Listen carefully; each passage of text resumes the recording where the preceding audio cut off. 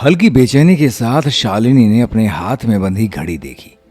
12:30 बज रहे थे और अभी आधा रास्ता भी पार नहीं हुआ था। हम लोग 1 बजे तक बच्चों के स्कूल पहुंच जाएंगे ना? शालिनी ने कुछ अधीर स्वर में अपने ड्राइवर भुवन से पूछा। पहुंच जाएंगे मैडम, इसलिए तो मैं इस रोड से लाया हूं। यहां ट्रैफिक कम होता है। ट्रैफिक तो अब किसी भी रोड पे कम नहीं होता, पास बैठी शालिनी की सहेली रीना बोली। रीना का बेटा चिंटू भी उसी स्कूल में पढ़ता था जिसमें शालिनी के दोनों बच्चे अनुषा और माधव पढ़ते थे। शालिनी और रीना बचपन की सहेलियां थीं, साथ पढ़ी थीं और समय के साथ दोस्ती बढ़ती ही गई। शालिनी के पति अमर कुमार एक मशहूर फिल्म अभिनेता थे और रीना के पति बिशन कपूर एक बड़े व्यापारी। दोनों का जीवन अति व्यस्त था। अमर कुमार की व्यस्तता तो बहुत ही अधिक थी। पिछले 7 सालों में उनकी इतनी फिल्में जुबली हिट हुई थी कि शालिनी को अब उनकी गिनती भी याद नहीं थी। इतनी अधिक सफलता की कल्पना न तो शालिनी ने की थी न अमर कुमार ने। शालिनी को गर्व था अपने पति पर। हर जगह अमर कुमार के नाम की धूम मची रहती। बच्चों को भी कम गर्व नहीं था अपने पापा पर। पापा की वजह से तो वो स्कूल में VIP थे। आज अनुषा और माधव ने चिंटू और अपने क्लास के अन्य साथियों के साथ पापा की नई गाड़ी में घूमने का प्रोग्राम बनाया था। स्कूल में जल्दी छुट्टी भी होने वाली थी। बच्चों में बहुत उत्साह था पापा की नई गाड़ी के लिए। सबसे बढ़िया गाड़ी जो अभी तक सिर्फ उनके पापा के पास थी। कितने उत्साह से दोनों आज के दिन का इंतजार कर रहे थे जब उनके स्कूल में जल्दी छुट्टी होने वाली थी। गाड़ी सिग्नल पर रुकी। शालिनी परेशान होने लगी कि अब और देर होगी। उसने फिर घड़ी देखी, तभी अचानक शालिनी का मोबाइल बजा। हेलो, शालिनी धीरे से बोली। मैडम, बहुत गड़बड़ हो गई है, आप कहाँ हैं? उधर से आने वाला स्वर अमर के सेक्रेटरी वसु का था। क्या हुआ वसु? मैडम, दया जी अभी तक नहीं आए हैं। यहाँ इतना बड़ा सेट लगा हुआ है, प्लीज आप। हाँ, बोलो वसु, क्या करना है? आप वो नई गाड़ी जल्दी से दया जी के यहाँ पहुँचा दीजिए। जब तक वो गाड़ी नहीं पहुँचेगी दया जी नहीं आएंगे, हम जानते हैं। और आप तो जानती हैं कि जब तक दया जी नहीं आएंगे शूटिंग नहीं होगी, यही ना? शालिनी ने गुस्से में कहा। जी मैडम, आप सॉरी मैडम, पर आप जल्दी से भुवन को उनके यहाँ भेज दीजिए ना। आपके लिए दूसरी गाड़ी पहुंच जाएगी। शालिनी ने फोन बंद किया ही था कि फोन फिर बजा। इस बार अमन ने फोन किया था। हाँ बोलिए, शालिनी ने अपने गुस्से को भरसक रोकते हुए कहा।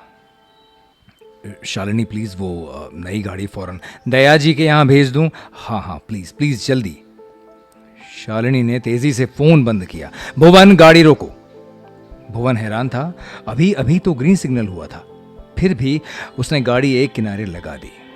शालिनी तेजी से नीचे उतर जाती है, पीछे पीछे रीना भी। भुवन, एक काम करो, जल्दी से दया जी के घर उनको लेने जाओ। लेकिन मैडम आप? अरे हम टैक्सी से चले जाएंगे, तुम जाओ ना। शालिनी और रीना टैक्सी में चली जा रही थी। शालिनी का परेशान चेहरा देखकर रीना भी परेशान हो रही थी। इतना परेशान मत हो शालिनी, ये सब तो I am sick of this Daya ji. तंग आ गई हूं मैं दया जी से। शालिनी इरिटेट होकर रीना से बोलती है। अब रीना क्या कहती, वो शालिनी से कितना कुछ तो सुनती ही रहती थी इन दया जी के बारे में। दरअसल दया जी अमर के गुरु हैं। उनके सेट पर आए बिना अमर शूटिंग ही नहीं करता। उनके नखरे उठाते उठाते निर्माता परेशान हो जाते हैं। महंगी से महंगी दारू, बढ़िया से बढ़िया होटल से खाना और क्या कुछ नहीं।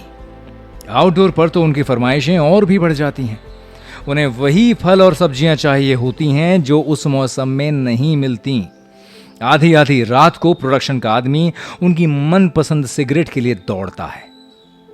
दरअसल कॉलेज के जमाने में अमर नाटकों में काम किया करता था, जिनके निर्देशक यही दया जी हुआ करते थे। उनकी योग्यता में कोई संदेह नहीं था किसी को। बहुत सफल निर्देशक थे वो। अपने काम में बहुत मेहनत करते थे। हर कलाकार पर विशेष ध्यान देते थे। उनसे प्रशंसा के 2 शब्द सुनने के लिए अमर जमीन आसमान एक कर देता था। अमर को फिल्मों का बेहद शौक था, इसलिए तो जब उसने एक फिल्मी पत्रिका में टैलेंट कॉन्टेस्ट के बारे में पढ़ा तो जल्दी से फॉर्म भरकर भेज दिया। तो जब वहां से बुलावा आ गया तो अमर की खुशी का ठिकाना नहीं रहा। लेकिन वहां स्क्रीन टेस्ट होगा, बड़े बड़े लोगों के सामने डायलॉग बोलने पड़ेंगे। ये कोई कॉलेज का नाटक नहीं था कि हंसते हंसते ट्रॉफी जीती जाती। दया जी ने अमर को कई दिनों तक कड़ा अभ्यास कराया, हिम्मत बंधाई। अपने ऊपर भरोसा रखो अमर, तुम बहुत अच्छे कलाकार हो। और आखिरकार अमर चुन लिया गया, उसे फिल्म मिल गई। शूटिंग पर दया जी साथ रहे। अमर की फिल्म हिट हो गई, धड़ाधड़ नई फिल्में मिलने लगी। दया जी हर जगह अमर के साथ होते, उनके बिना अमर काम ही नहीं कर पाता था। अमर स्टार बन गया था, नाम और पैसा सब कुछ बरसने लग गया था। दया जी के घर की हालत भी बदलने लगी थी। उनकी तीनों बेटियां अच्छे स्कूल में जाने लगी, बढ़िया फ्लैट, नौकर चाकर, सब कुछ।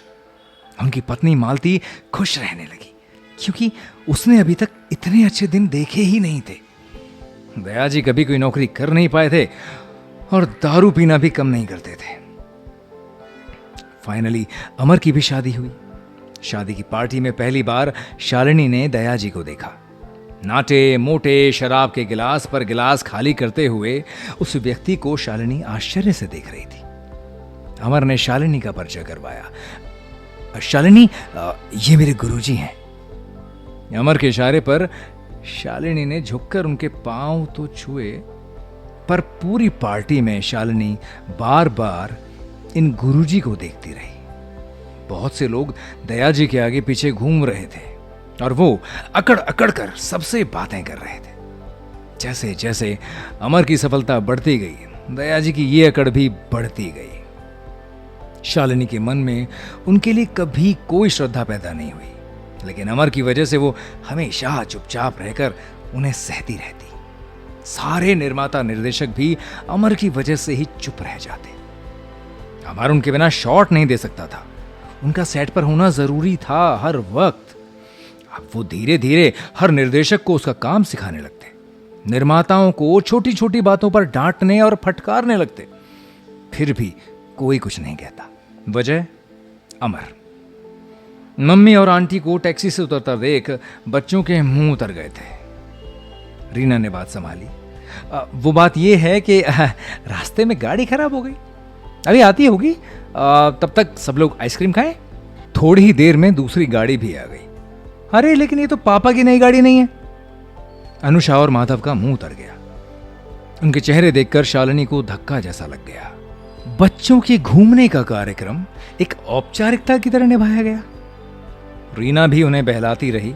शालिनी का उखड़ा हुआ मूड देखकर अमर परेशान हो गया था। वो क्या है ना, शालिनी, दया जी जिद कर रहे थे कि उन्हें लेने वही गाड़ी जाए।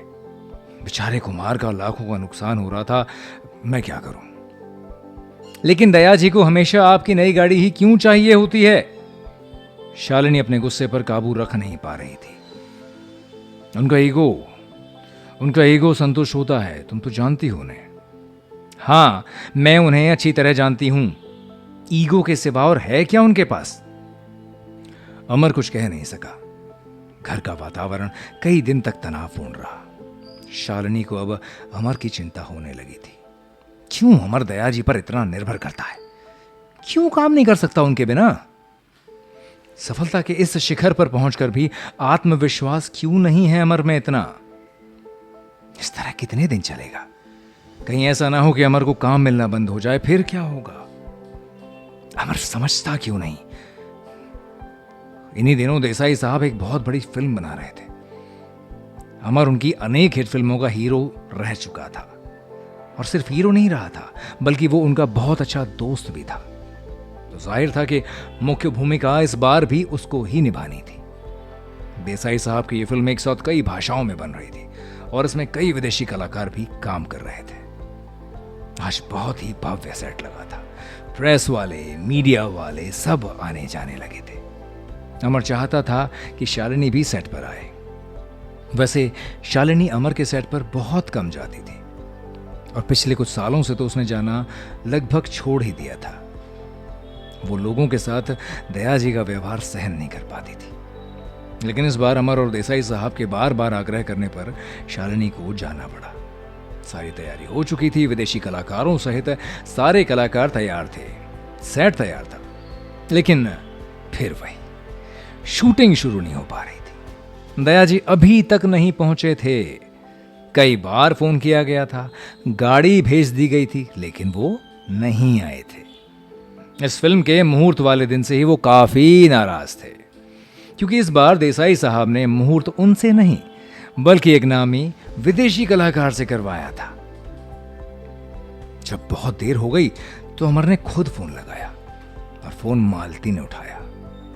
क्या बताऊं अमर भैया, मैं तो समझा समझा कर थक गई। सुबह से बैठकर पी रहे हैं और देसाई साहब को गालियां दे रहे हैं। अरे इतनी पी चुके हैं कि खड़े तक नहीं हो पा रहे हैं। शालिनी की मनस्थिति बहुत खराब हो रही थी। क्या सोच रहे होंगे सब लोग अमर के लिए? ये इतना बड़ा नायक, इतना असमर्थ, इतना असहाय। खैर, कैसे न कैसे शूटिंग शुरू हुई। अमर ने दया जी के बिना ही काम किया और उसके टेक को देखकर तालियां बजनी शुरू हो गईं और देसाई साहब चीख कर बोले, कमाल कर दिया तुमने अमर। देसाई साहब ने अमर को गले लगा लिया। विदेशी कलाकार भी अमर के अभिनव से बेहद प्रभावित हो गए थे। मेकअप रूम में बैठी हुई शालिनी अमर की ओर प्रशंसा से देख रही थी। उनके बिना काम कर सकते हैं आप? क्या बात है अमर। तो अगर कर सकते हैं जनाब, तो क्यों सहते हैं उनके इतने नखरे? आप उनके मोहताज नहीं हैं। अरे आप उनके बिना भी। जानता हूं शालिनी, जानता हूं कि मैं उनके बिना काम कर सकता हूं, तो फिर हमेशा क्यों नहीं करते? शालिनी, वो आदमी जिंदगी में कुछ कर नहीं पाया। मेरी स्टारडम को जी रहा है वो। अब ये भी उससे छिन गई तो वो टूट जाएगा। फिर क्या होगा उसका? क्या होगा उसके परिवार का? बोलो।